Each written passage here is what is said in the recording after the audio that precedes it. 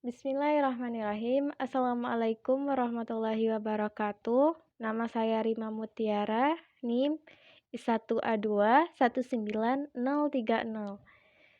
Video ini saya buat untuk memenuhi tugas ujian akhir semester mata kuliah Balaghah Ma'ani.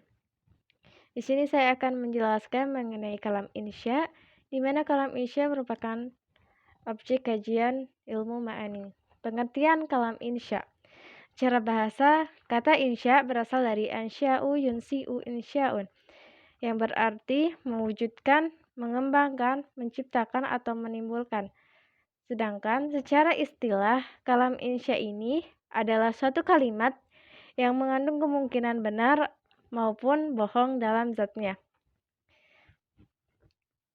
Nah, artinya di sini, kalam insya tidak dapat diperoleh dan tidak dapat dinyatakan kecuali dengan pengucapan berdasarkan bentuk kalimat itu sendiri, baik berupa tuntutan perintah, larangan, dan lainnya.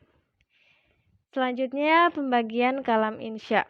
Kalam yang pertama ada kalam insya thalabi, yaitu ungkapan kalimat yang menuntut suatu permintaan yang belum diperoleh ketika memintanya.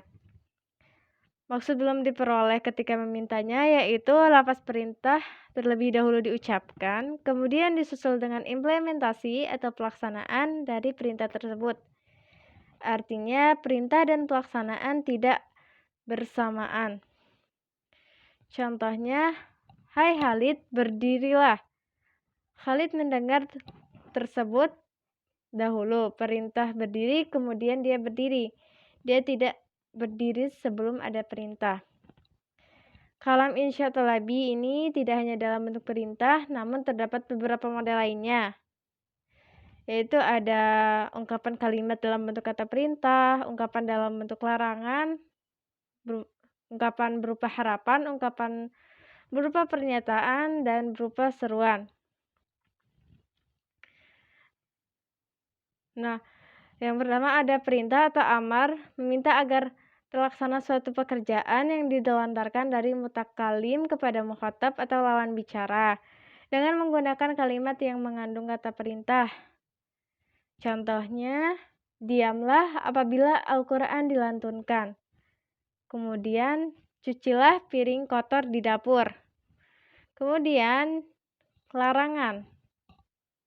Al-Nahi adalah meminta dihentikannya suatu pekerjaan kepada lawan bicara dengan menggunakan sigat fi'il mudhari dengan la nahiyah atau larangan. Contohnya, jangan duduk di depan pintu, nanti susah dapat jodoh. Itu merupakan kalam insya berupa larangan. Yang lainnya, kemudian dalam Al-Quran, dan janganlah kamu berbuat kerusakan di bumi setelah diciptakan dengan baik. Itulah yang lebih baik bagimu jika kamu orang beriman. Kemudian pertanyaan yang mengandung arti meminta pemahaman. Menurut istilah yaitu al-istifham adalah mencari tahu tentang sesuatu yang belum diketahui sebelumnya dengan menggunakan perangkat istifham atau alat bertanya seperti hal, hamzah, ma, mata, aina, kaifa, ayana, kam, dan ayu. Kemudian tamani, menghendaki sesuatu yang diinginkan, baik sesuatu itu mustahil didapat atau sesuatu yang mungkin digapai namun tidak mampu, dan atau kehendak itu hanyalah berupa harapan. Contoh harapan mustahil. Contohnya, seandainya suatu hari jiwa muda akan kembali, maka beritahukanlah ia dengan apa yang dilakukan orang yang berubah. Kemudian yang terakhir, anida, memanggil mukhatab dengan menggunakan perangkat panggil sebagai pengganti dari kata unnadi, perangkat yang dipakainya. Kemudian yang kedua yaitu insya ghairu thalabi, di mana insya ghairu thalabi yaitu kalimat yang di dalamnya tidak menuntut suatu permintaan. Insya ghairu thalabi ini mencakup kalimat yang mengandung pengertian almat atau pujian azam atau celaan, al-qasam atau sumpah, at-ta'azub, ta'zub, al-raj, harapan. Yang pertama itu al-mad wa al-zam adalah fi'il yang dipergunakan untuk memuji dan mencela. Contoh, sebaik-baik hamba adalah yang bertobat. Kemudian at-ta'azub adalah ungkapan yang menunjukkan rasa heran atau kagum. Contoh, alangkah indahnya langit itu. Alangkah indahnya